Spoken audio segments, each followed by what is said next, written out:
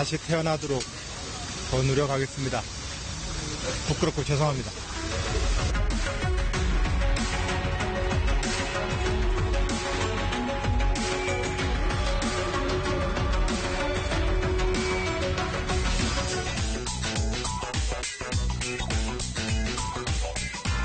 사사건건 플러스 김광진 전 의원, 김병민 교수 그리고 오늘 손정혜 변호사까지 오늘 법리를 따져볼 일이 많아서 손 변호사까지 다시 모셨습니다. 세 분 어서 오십시오. 예. 안녕하세요. 자, 오늘 첫 번째 주제 보겠습니다.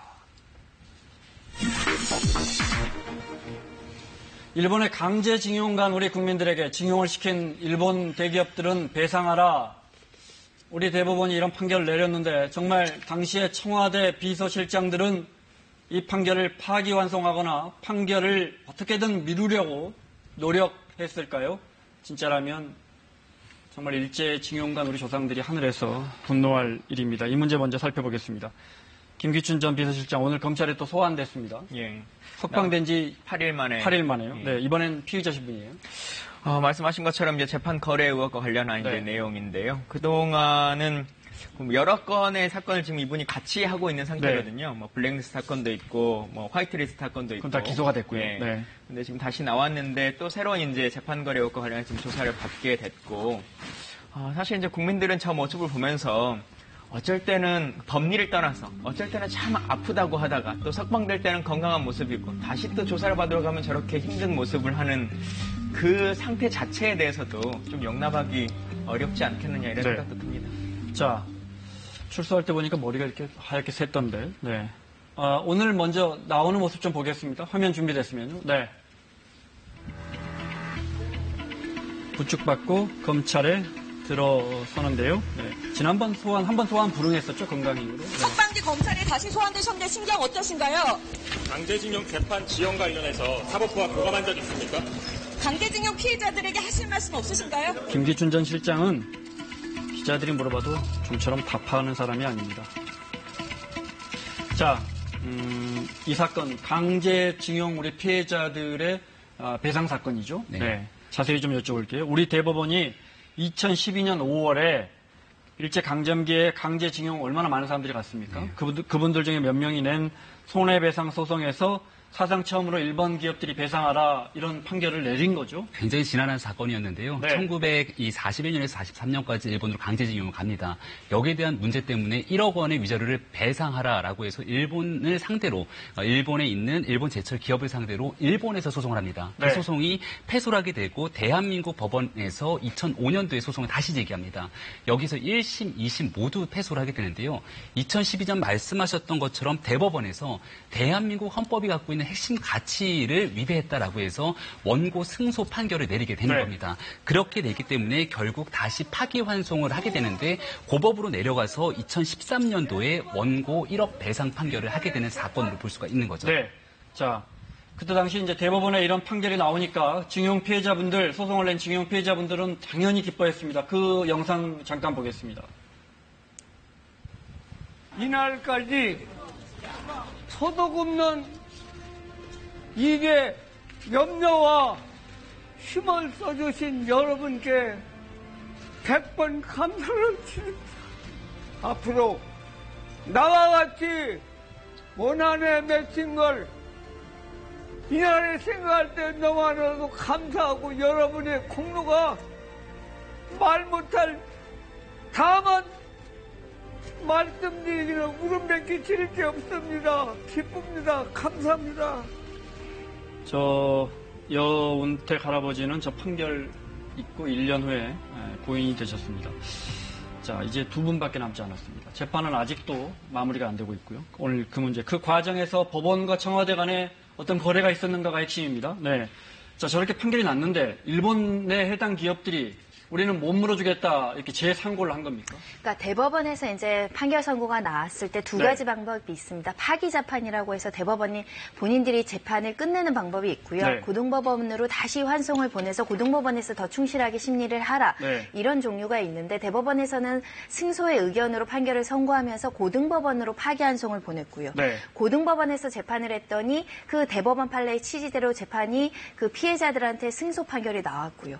그 승소 판결 판결에 대해서 일본 기업이 재상고를 해서 다시 대법원으로 올라가는 구조라고 보시면 되는데요. 네.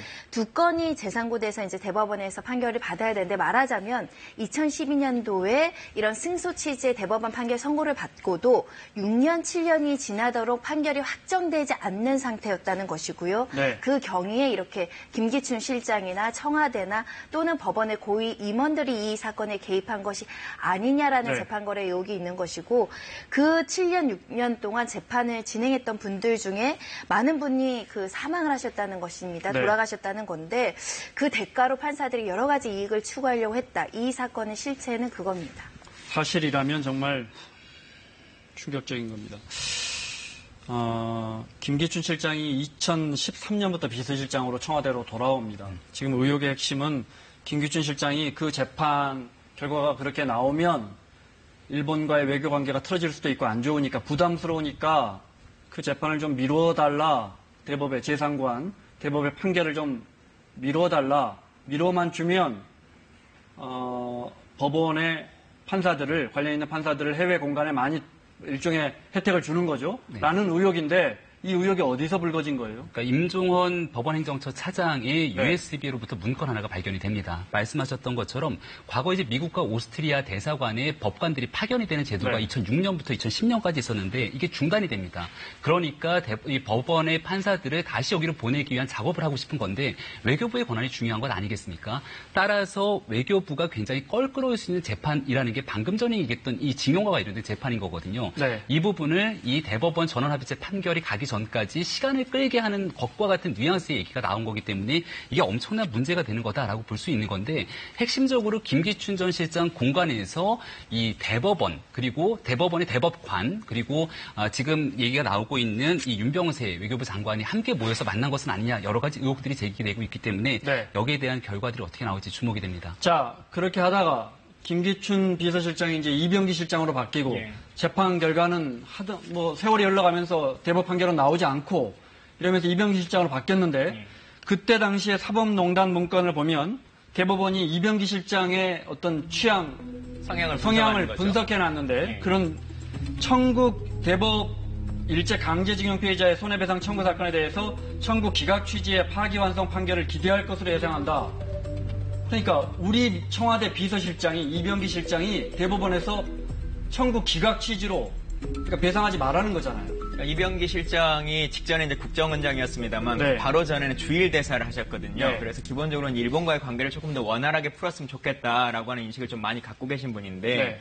아마 이제 그런 것들을 파악해 보고 나서 자연스럽게 이 사건을 그냥 좀 시간을 지난번에 김기춘 실장이 말한 것처럼 끌어주자. 네. 그렇게 해서 정부가 일본과의 관계를 할 수 있도록 속칭으로 취향 저격 재판과 사건 선고를 좀 유지시켜 준 것 같은데요.